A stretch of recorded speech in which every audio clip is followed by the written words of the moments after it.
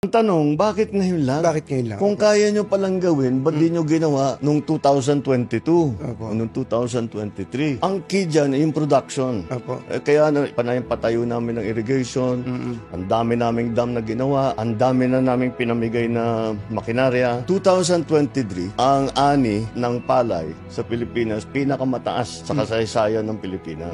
Nalampasan pa yun noong 2024. Dahil ang Pilipinas, ang mga opisyal na spoiled. Basta't import lang ng import. Ang katotohanan, ang nakita namin, ang pang-control doon sa presyo ng bigas ay ang smuggled na bigas.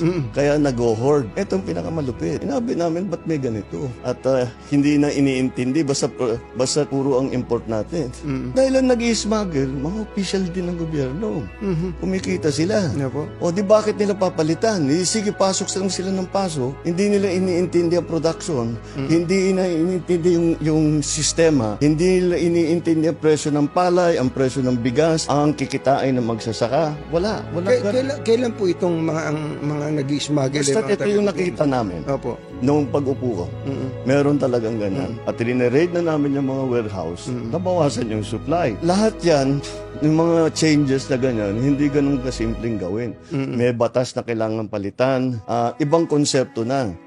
So, ngayon lang namin nabuo lahat